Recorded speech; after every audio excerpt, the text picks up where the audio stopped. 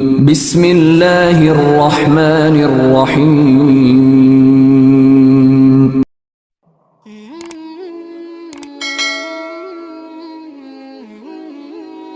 السلام علیکم، welcome to my channel نبی کا امتی۔ کیسے ہیں آپ سب؟ امید ہے کہ آپ سب خیر و عافیت سے ہوں گے اور آپ کی دعاؤں سے الحمدللہ میں بالکل ٹھیک ہوں۔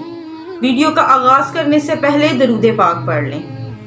اللہم صلی علی محمد وعلی آج جو وظیفہ میں آپ لوگوں کے لیے لے کر حاضر ہوئی ہوں وہ یوں سمجھ لیں کہ تمام وظیفوں کا سردار ہے، یعنی وہ اتنا مجرب، اتنا طاقتور وظیفہ ہے کہ یہ وظیفہ کرنے سے انشاءاللہ رب العزت آپ کی تمام دعائیں، تمام حاجات قبول فرمائیں گے اور آپ کی تمام پریشانیاں اور مصیبتیں دور فرمائیں گے انشاءاللہ۔ یہ وظیفہ بہت ہی پڑھا جاتا ہے، یعنی میرے جاننے میں جتنے بھی لوگ ہیں، میرے دائرہ کار میں جو لوگ ہیں وہ یہ وظیفہ کرتے ہیں اور انہوں نے اس وظیفے سے بہت کچھ حاصل کیا ہے۔ اس وظیفے سے انہوں نے اپنی قسمتیں چمکائی ہیں، اپنی پریشانیاں، اپنی مصیبتیں، اپنی تکلیفیں دور کروائی ہیں۔ آپ نے یہ عمل پورے یقین کامل سے کرنا ہے، اللہ پر پورے بھروسے کے ساتھ، پورے یقین کے ساتھ آپ نے یہ عمل کرنا ہے۔ انشاءاللہ اللہ رب العزت آپ کی مدد فرمائیں گے اور آپ کی تمام مشکلات کو حل فرمائیں گے۔ جو یہ عمل پورے یقین کامل سے کریں گے انہیں کبھی زندگی میں کسی کے آگے جھکنا نہیں پڑے گا، کیونکہ پریشانیاں اور تکلیفیں تو اہل بیت اور صحابہ کرام سے ہی چلتی آ رہی ہیں اور انہوں نے بھی اپنی زندگی میں قرآنی وظائف کو ہی اپنا نمائندہ بنایا۔ اگر ہم ان وظائف پر عمل کرنا شروع کر دیں تو ہمیں زندگی میں کبھی کسی ادھر ادھر نہیں جانا پڑے گا، کسی انسان کے پاس، کسی عالم کے پاس۔ جس طرح میں ہمیشہ اپنی ہر ویڈیو میں بھی آپ کو یہ چیز بتاتی ہوں کہ کسی کے پاس بھی ہم جاتے ہیں وہ ہمیں اور مزید وہموں میں ڈال دیتے ہیں۔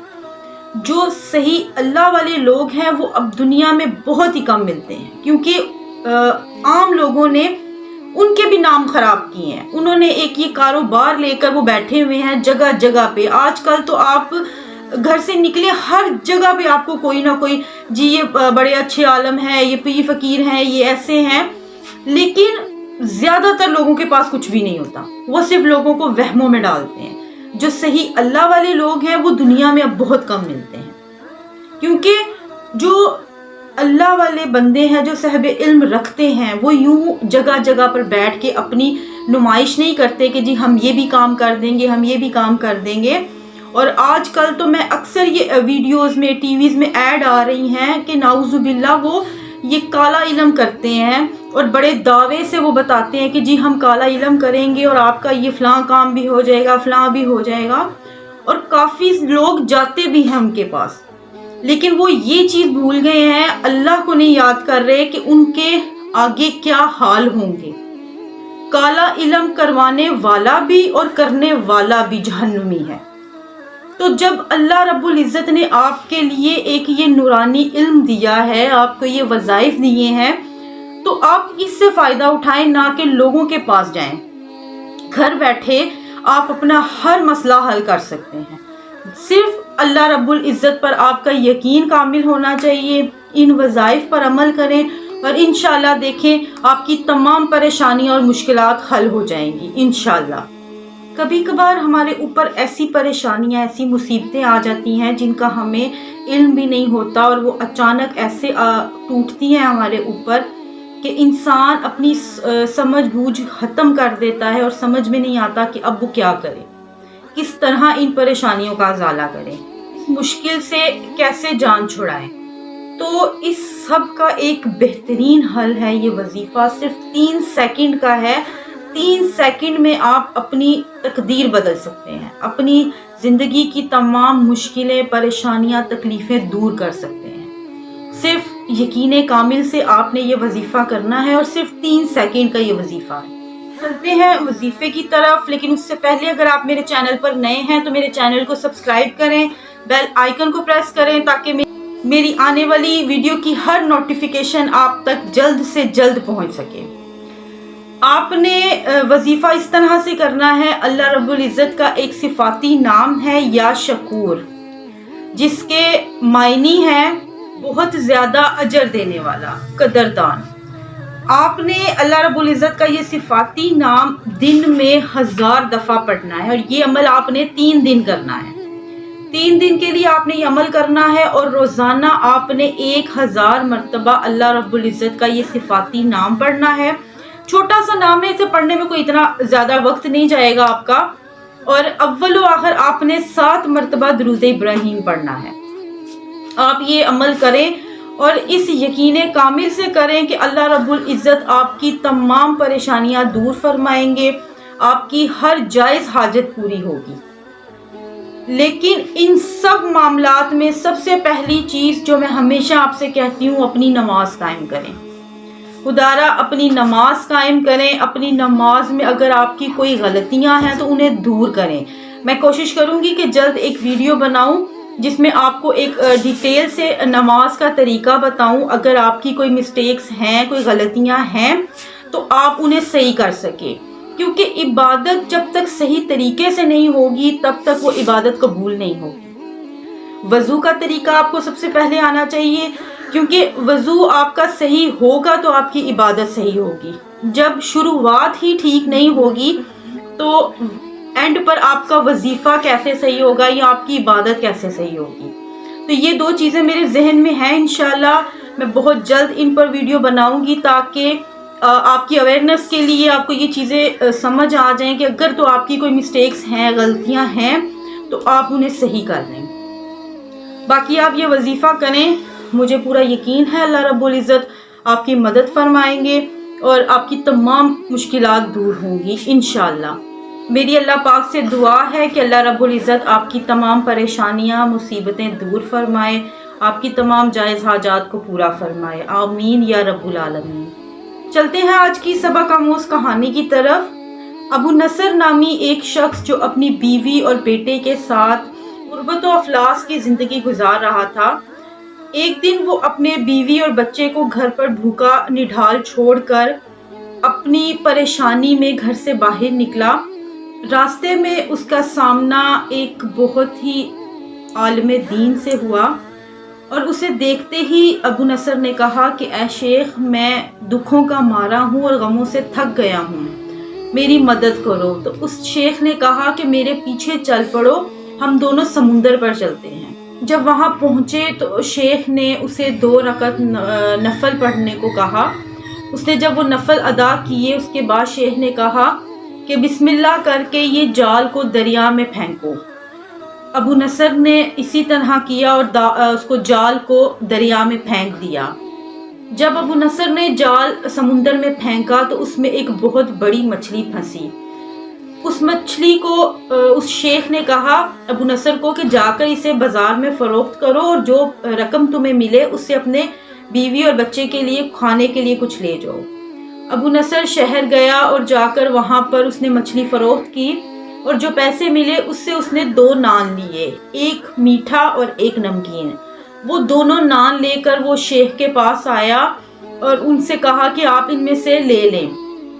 تو شیخ نے کہا کہ میں نے کسی غرض سے تمہاری مدد نہیں کی، تم یہ لے کر جاؤ اور اپنے بیوی بچے کو کھلاؤ۔ ابو نصر وہ 2 پراٹھے لے کر خوشی سے گھر جا رہا تھا کہ راستے میں اسے ایک عورت اپنے ایک بچے کے ساتھ سڑک پر بیٹھی ملی جو بیچاری بھوکی تھی اور اس کی آنکھوں میں آنسو تھے۔ جب ابو نصر نے اسے دیکھا تو ان دونوں کو دیکھ کر اسے اپنے گھر والے یاد آئے، اور اس نے دل میں سوچا کہ ان میں اور میرے گھر والوں میں کیا فرق ہے، یہ بھی بھوک سے نڈھال ہیں، وہ بھی بھوک سے نڈھال ہیں، اور میرے بچے میں اور اس بچے میں کیا فرق ہے۔ ابو نصر نے یہی سوچ کر وہ دونوں پراٹھے اس عورت کو دے دیے اور کہا یہ لو بہن، خود بھی کھاؤ اور اپنے بیٹے کو بھی کھلاؤ۔ جیسے ہی وہ پراٹھے ابو نصر نے اسے دیے، ان دونوں کے چہروں پر جو خوشی تھی وہ دیکھ کر ابو نصر کو بہت سکون ہوا، اور وہ گھر کی طرف چلا، لیکن رستے میں سوچتا جا رہا تھا کہ اب بیوی اور بچے کو جا کر کیا منہ دکھائے گا، وہ تو اس انتظار میں ہوں گے کہ میں کھانے کے لیے کچھ لے کر آؤں۔ گھر جاتے ہوئے اسے راستے میں ایک منادی والا ملا جو لوگوں سے یہ پوچھ رہا تھا کہ مجھے ابو نصر سے ملا دو۔ تو لوگوں نے اسے دیکھ کر کہا کہ یہی ابو نصر ہے۔ اس نے ابو نصر سے کہا کہ تیرے باپ نے آج سے 20 سال پہلے مجھے 30,000 درہم میرے پاس امانت کے طور پر رکھوائے تھے، مگر یہ نہیں بتایا تھا کہ اس رقم کا کیا کرنا ہے۔ میں جب سے تمہارے والد وفات پا گئے ہیں، میں تب سے تمہیں تلاش کر رہا ہوں کہ تم مجھے ملو اور میں یہ امانت تمہارے سپرد کر دوں۔ اس منادی والے نے ابو نصر کو وہ رقم دی اور کہا کہ یہ اپنی امانت سنبھالو اور مجھے اجازت دو۔ ابو نصر نے کہا کہ اس دن سے میرے زندگی بدل گئی، میرے دن پھر گئے، میں نے کئی گھر بنائے اور لیکن میں نے اللہ کی راہ میں دینے میں کبھی کنجوسی نہیں کی۔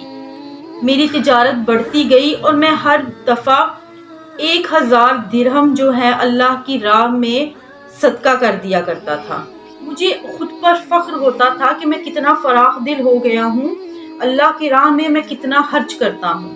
مگر ایک دن مجھے خواب میں دیکھا کہ حساب کتاب کا دن آ گیا ہے اور ایک منادی والے نے آواز دی کہ ابو نصر کو لے کر آیا جائے اور اس کے گناہ اور ثواب تولے جائیں۔ ابو نصر کہتا ہے کہ پلڑے میں ایک طرف میری نیکیاں رکھی گئیں اور دوسرے پلڑے میں میرے گناہ رکھے گئے، تو میرے گناہوں کا پلڑا بھاری تھا۔ میں نے پوچھا کہ کہاں گئے میرے وہ صدقات جو میں نے اللہ کی راہ میں خرچ کیے تھے، جو میں نے اللہ کی راہ میں دیے تھے؟ تو تولنے والوں نے میری نیکیوں کے پلڑے میں وہ رکھ دیے۔ ہر ہزار درہم کے اوپر میرا تکبر، میرا غرور وہ اوپر چڑھتا گیا اور اس نے ان کا وزن ایک روئی سے بھی ہلکا کر دیا۔ میرے گناہوں کا پلڑا ابھی بھی بھاری تھا۔ میں رو پڑا کہ ہائے میری نجات کیسے ہوگی۔ منادی والے نے میری بات سنی اور پھر ایک دفعہ کہا کہ ہے کوئی اس کا کوئی اور نیک عمل تو وہ بھی لے آؤ۔ میں نے سنا کہ ایک فرشتہ کہہ رہا ہے کہ ہاں، اس کے دیے ہوئے 2 پراٹھے جو ابھی تک میزان میں نہیں رکھے گئے۔ جب وہ 2 پراٹھے پلڑے میں رکھے گئے تو وہ تھوڑا اٹھا ضرور مگر ابھی بھی نیچے ہی تھا۔ منادی والے نے پھر آواز دی کہ ہے اگر اس کی کوئی اور نیکی تو وہ بھی لے آؤ۔ تو فرشتے نے جواب دیا کہ ہاں۔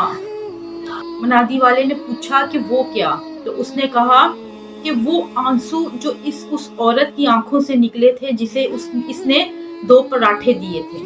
جب اس عورت کے وہ آنسو جن کا وزن پہاڑ جتنا تھا اسے ترازو میں ڈالا گیا تو نیکیوں کا پلڑا ایک دم سے اونچا ہوا اور وہ برائیوں کے پلڑے کے برابر ہو گیا۔ ابو نصر کہتا ہے کہ میں خوش ہو گیا کہ اب تو میری نجات ہو جائے گی۔ منادی والے نے پھر آواز دے کر پوچھا کہ کوئی اور نیکی ہے اس کی تو وہ بھی لے آؤ۔ تو فرشتے نے کہا کہ ہاں، اس بچے کی مسکراہٹ ابھی پلڑے میں رکھنی باقی ہے جو وہ پراٹھے لیتے ہوئے اس کے چہرے پر آئی تھی۔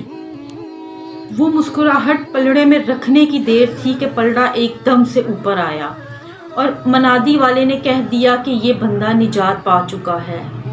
اور اتنے میں میری آنکھ کھل گئی اور میں نے سوچا کہ اگر اس دن میں نے اپنے کھانے کے لیے وہ جال پھینکا ہوتا تو شاید اس میں کوئی مچھلی نہیں پھنستی، اور اگر اپنے کھانے کے لیے میں نے وہ 2 پراٹھے خریدے ہوتے تو شاید میری نجات کبھی نہ ہوتی۔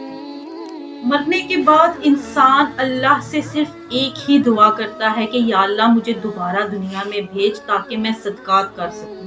ہمیشہ اس کی یہی التجا ہوتی ہے کہ مجھے دنیا میں واپس بھیج تاکہ میں صدقہ خیرات کر سکوں۔